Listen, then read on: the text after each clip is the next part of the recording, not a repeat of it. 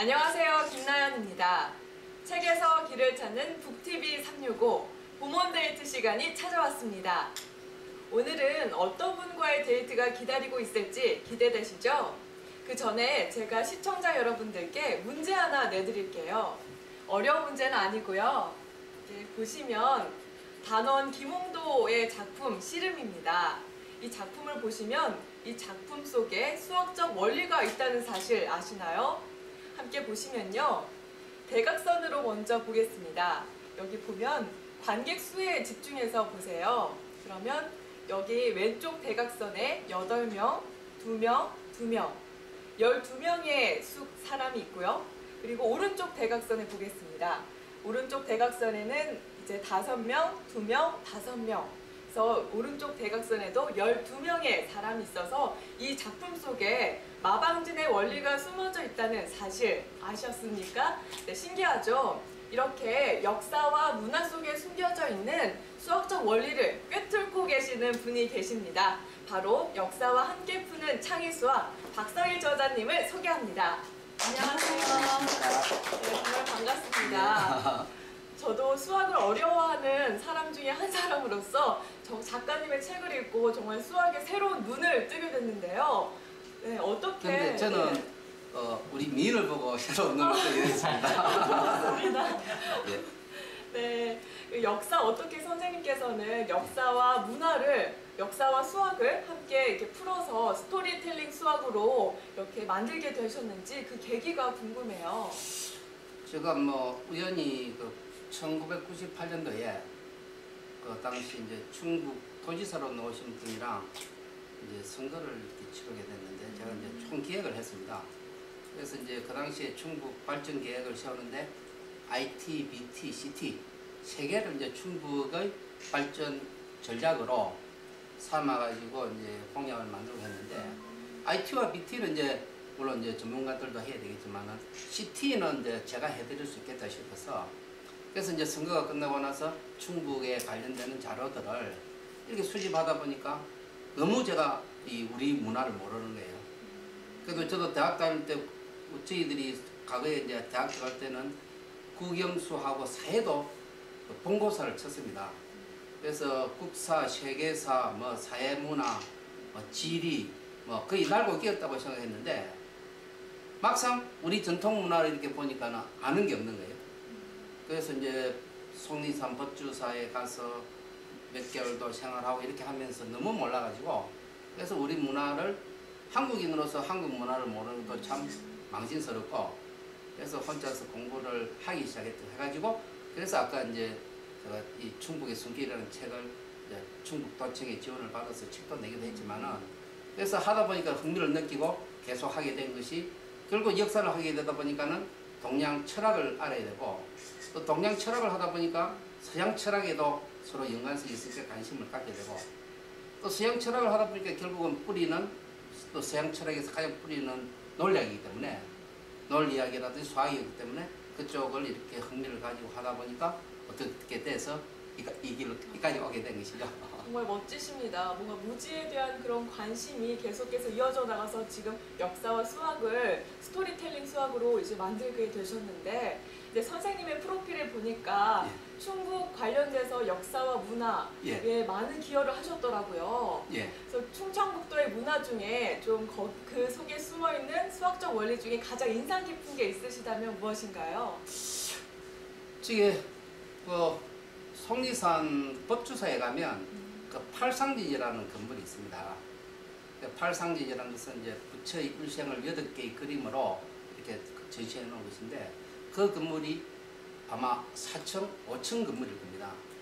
그러니까는 법주사면 700년대에 건립된 그 사철로 알려져 있는데 1300년 전에 4층, 5층짜리 건물을 못 하나 사용하지 않고 전부 끼워 맞춰가지고 한 것인데 그런 거 보면 참 우리 선조들의 그 건축 기술이 참 대단한데 문제는 그 건축 기술이 결국은 수학적 원리를 바탕으로 하지 않으면 안 된다는 거죠.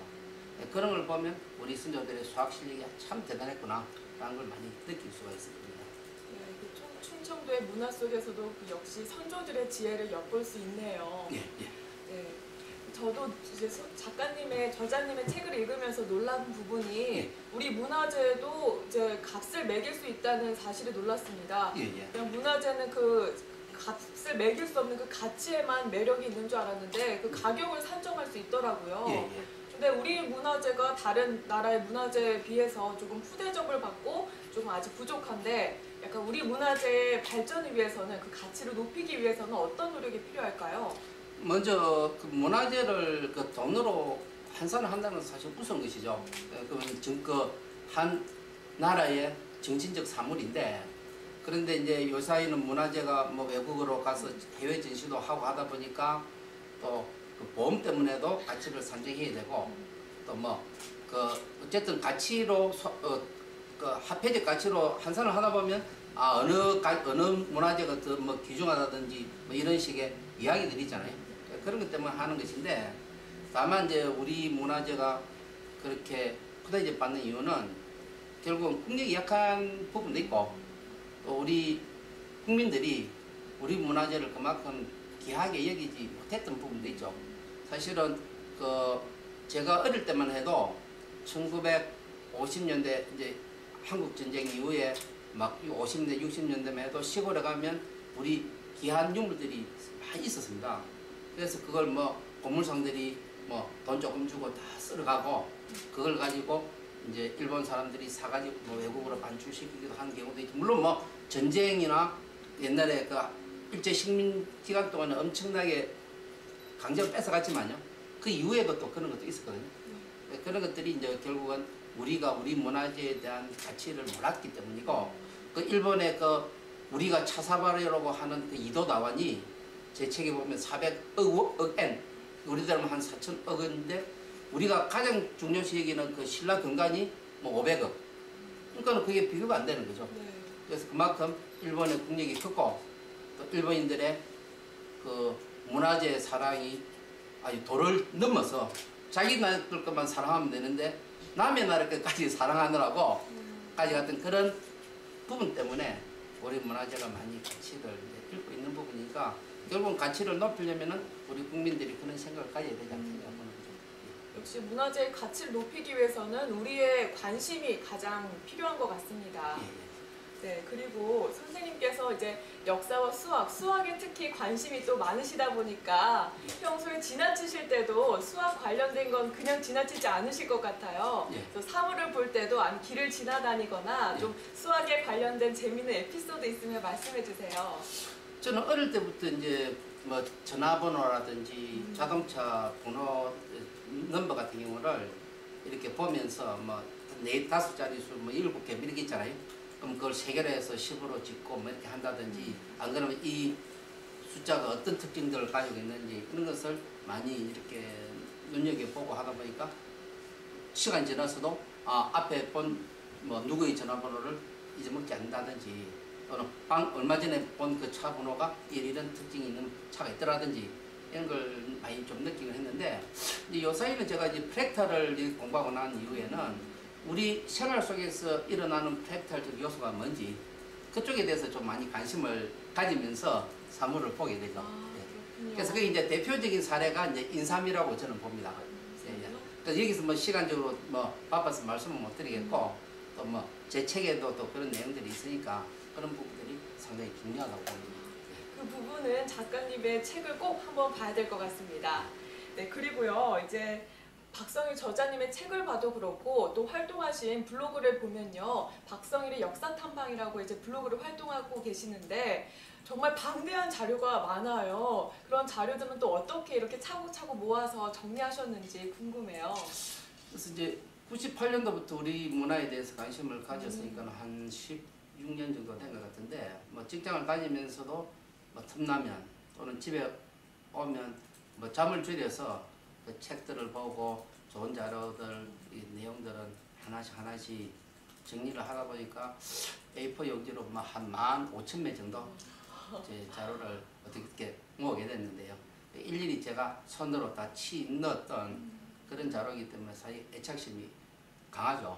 그래서 뭐 글을 쓰는 데서는 그렇게 이제 시간적으로 많이 걸리지 않는 것은 그런 자료들이 있으니까 그 자료들을 이렇게 끌어와서 이렇게 이제 쓰면 최근 그래서 요사이 그리고 이제 저 개인적으로는 공부를 좀 더 해야 된다라고 생각해가지고 나이가 그래도 한 60은 돼야 글을 써야 되지 않겠느냐고 생각했는데 그래서 이 창의 수학을 출판사에서 그렇게 하다 보니까 그래서 이제 뭐 요새는 글을 쓰라고 요구하는 데도 좀 많고 해가지고 너무 또 이 숨겨놓는 것도 좀 그런 것 같고 그래서 제가 능력 닿는 대로 책을 한 권씩 써볼 생각입니다. 네, 꼭 능력대로 꼭 책 한 권씩 발간해 주시기 바랍니다.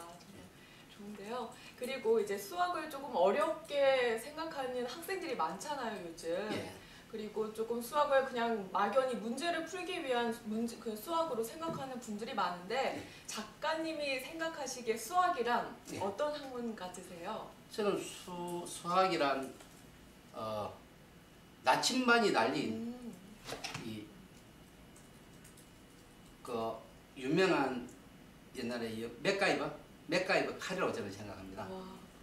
나침반이 달린 맥가이버 칼이다. 예. 그래서 우리가 문제를 푸는데 문제뿐만 수학 문제가 아니라 우리가 사회생활을 하면서 많은 어려움에 닥칠 수가 있을 겁니다.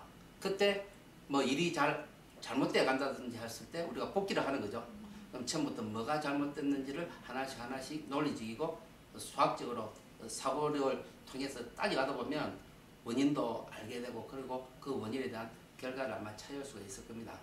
그런 면에서 본다면 수학은 나침반의 역할을 할 수 있고 그리고 또 우리가 맥가이버 칼은 위험한 상황에서 언제든지 자기가 필요로 하는 일을 행할 수 있는 수단이 되고 있지 않습니까? 그래서 그런 맥가이버 칼로서 내가 사회를 살아가거나 어떤 일을 하는 데 있어 그런 어려움들을 또 헤쳐나갈 수 있는 하나의 내가 가진 무기로서 내를 보호해 줄 수 있는 하나의 무기로서의 역할을 할 수 있지 않을까 이렇게 생각합니다. 멋진 생각이십니다. 수학을 어렵게만 생각하시는 분들은 뭐 좀 다르게 생각하셔서 많은 관심 가지는 것도 좋을 것 같아요.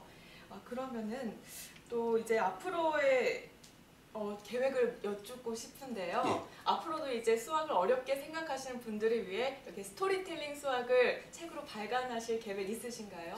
그래서 이번에 쓴 책은 사실 학생들을 위한 책이었고 이제 학부모님을 위한 수학책을 조금 내용을 좀 수준을 높게 하고 그래서 수학 역사를 하나의 통사적이고 그 다음에 또 실제 우리 생활 속에서 필요한 그런 개념으로서 한번 수학책을 한 개 더 써가지고 우리 한국의 이제 젊은 학부모님들이 생각을 바꿀 수 있다면 대한민국이 21세기에는 완전히 변하지 않을까.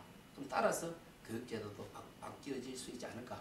그래서 그런 수학책을 한 개 마지막으로 쓰는 것이 제가 수학에 대한 생각입니다. 부모님을 위한 수학책을 꼭 발간해 주시기 바랍니다. 예. 그럼 앞으로 저자님의 개인적인 계획은 어떤 게 있으신가요? 그래서 개인적으로는 이제 창조경제의 선구자라는 부분들에 대해서 또 제가 그것은 뭐 인물들이 상당히 많으니까 뭐 쓴다면 뭐 10건도 될 수 있고 뭐 우리 역사 속에 있는 그 훌륭한 분들이 참 많으니까요.